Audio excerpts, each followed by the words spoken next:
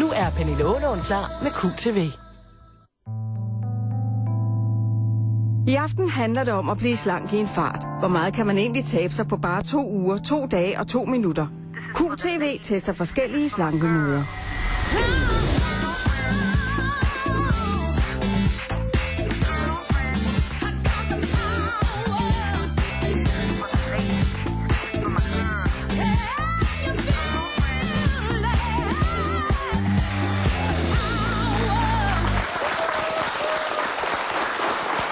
Ja, lige om lidt så er det julefrokosttid, og det er jo herligt med fester. Hvis det ikke er fordi, at vi bare ikke kunne få lynet den festkjole.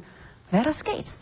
I aften der sætter vi fokus på kvinders vægt, og vi siger, hvor meget kan man egentlig tabe sig på 2 uger, 2 dage eller 2 minutter. Slank i en fart. Velkommen til QTV. Ja, hvor meget kan man egentlig tabe sig på bare 2 uger? Vi har simpelthen besluttet os for, at vi vil teste en ny slankemetode, som kunne kickstarte lige præcis dit vægttab. Og det handler om, at man skal lægge sig i en elektrode-maskine-lignende ting. Og det har vores testperson gjort. Hun hedder Line. I 45 minutter skal hun ligge der, og 45 minutter svarer til, hvad der kunne være cirka 6 timer i et træningsstudie. Og hun begyndte for 2 uger siden. Vi starter med at veje og måle, sånn at vi kan se resultatene efter 2 uker. Jeg kunne godt tænke mig at ændre mavepartiet og håndtagene, og så lårene og bagpå, så bliver lidt mindre. Det næste vi måler er dit smaleste punkt rundt livet. 77. Over hoftene på det bredeste punkt. 97,5. Jeg har valgt det her, fordi jeg gerne vil have, at der skal ske nogle hurtige resultater, og jeg forventer, at behandlingen i hvert fald har givet mig muligvis et vægttab, så man kan se, at der bliver strammet op, sådan, så man føler sig lidt fastere. Det vi gør med det her, det er at du kan få gang i kroppen, du styrker musklerne på en anden måde, end du kan gøre i et træningscenter. For det tager utrolig lang tid, hvis man skal i gang og gøre øvelser og vægte på hver enkelt muskel, hver enkelt mavemuskel. Men når du snakker om kondisjon, så skal du altså ut og bevæge dig.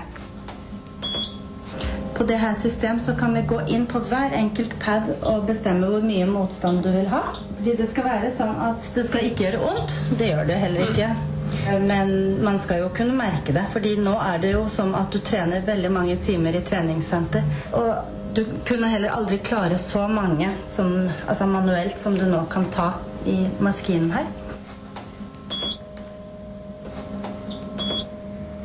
Det føles lidt ligesom man selv laver maverulninger. Sådan man kan føle, at det går meget dybere ned til sådan at virkelig tage fat i musklerne.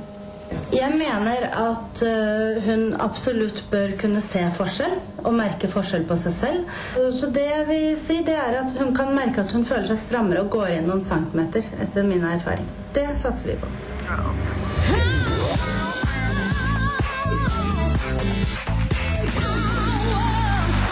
Line, jeg skal lige mærke, hvor stram du er blevet. Ja, der er ikke så meget at tage fat i. Men man øm at ligge der, hvis det svarer til 6 timer. En lille smule kan man godt. Man kan godt mærke, at det har været inde og presse. Altså ligesom du har været i motionscenter og lavet maverulninger og sådan noget.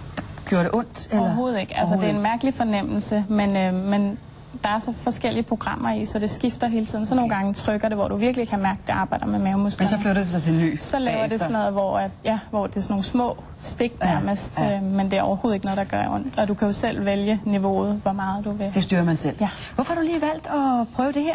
Jamen, det var sådan, at jeg faktisk havde tabt mig en del før, og så tænkte jeg, nu skulle der en eller anden kickstart til. Og så havde min gode veninde foreslået mig det her, fordi hun havde haft rigtig gode resultater med det. Så tænkte jeg, det kunne jeg godt tænke mig at prøve. Og TAI hedder metoden. Hvad har du prøvet? Har du prøvet noget, der minder om det? Jeg har prøvet det gamle elektrodesystem, hvor det bare er sådan nogle små elektroder, der bliver sat på. Men det her er der ligesom også varme i, så du kan mærke, at du ligger faktisk og sveder nogle gange, hvor at det sådan, du føler virkelig, at du har været i gang. Hvor den anden, der kunne jeg ligge med tæppe, fordi det ikke var så... Du frøs lidt faktisk. Ja, okay. Så vi har udsat dig for lidt niveri og lidt presseri og lidt ømme muskler, og det har været anden dag, og det er 2 uger. Ja. Nu skal vi finde ud af, om du virkelig har fået resultater af de her 2 uger. Og det skal vi jo bruge Marianne til, det hende, der har behandlet dig igennem den her periode. Vi får hende i studiet. Kom med herned. Velkommen til dig, Marianne. Hej. Ja, og for at kunne måle dig, Line, så bliver vi jo nærmest nødt til at få klædt dig af. Ja. Så meget du har lyst til at blive klædt af her foran alle de her mange kameraer og rigtig mange. Nu er det næsten kun kvinder til stede, og manden, der sidder derovre, han må godt lukke øjnene. Så har vi fået dig klædt af. Så skal vi i gang med at måle. Ja. Skal vi se. Og var det 77 centimeter før? Nå siger den 72,3. Det er 5 centimeter. Wow. Vi tager bagdelen. Og det var 97,1 eller andet, så vidt jeg husker. 92. Wow. Det er også 5 centimeter. Det er det faktisk. 5 centimeter. Skal vi lige også for en sikkerheds skyld tjekke, hvor meget det egentlig er, at Line er gået ned i vægt? Hvor meget vejede hun første gang, at hun steg op på vægten hos dig for 2 uger siden? Det var 64,5. 64,5. Nej, 65,4. 65,4, ja, det må vi endelig, ellers så går der helt kuk i vores system her. 63,3. Ja, det er 2 kilo. Jeg skal lige høre, taler vi også om, at der er sket nogle kostomlægninger? Det har vi. Ja. Vi rådgiver altid kosten i tillæg til behandlingen, selvfølgelig. Ja. Så kan man sige det sådan, at måske kosten har haft en stor indflydelse på vægten, men fordelingen af centimeterne, det er maskinerne? Jeg vil sige, det er en kombination, fordi at vi har jo arbejdet med musklerne, og det, altså, muskler vejer jo 4 gange så mye som fett. Okay. Så det vil sige, at når hun nå er strammet op og fått mere muskler, så i princippet skulle hun gått op i vægt. Ja. Men fordi at vi har selvfølgelig fått gang i forbrændingen. Ja, muskler giver mere forbrænding. Det er derfor, det er en rigtig god idé at træne, hvis man skal tabe sig også. Og det er jo en anden måde at træne sig på, men hvor lang tid, så hvad skal vi gøre her ved stakkels Line, hvis hun ikke skal tage på igen? Skal hun fortsætte med at gå hos dig, eller hvad er planen fremover? Jeg anbefaler at hun skal fortsætte enten at gå hos mig, eller at gå i fitnesscentret. Ja. Problemet for mange er jo at de ikke har tid til både at motionere med kondition og træne vægter for at holde sig stram. Så jeg vil anbefale at løbe annenhver dag, og så komme til mig en gang i uken. Så vi lige får alt. Det er også, man kan sige, med alderen, der risikerer man også tingene daler, så kan det også være med til at skubbe det op på plads. Ja, det har jeg lige et mærke i, nemlig. Ja. Det kan være, at vi ses noget hos dig på et eller andet tidspunkt i nærmeste fremtid. Er det alle, der kan bruge den her behandling? Det er det faktisk. Vi tager selvfølgelig en individuel vurdering av hver enkelt som kommer ind til os, men om man skal tabe sig, stramme op, cellulitter, whatever, man kan få hjælp. Jeg vil sige tusind tak til dig, Marianne, og tak til dig, Line, og held og lykke. Ikke?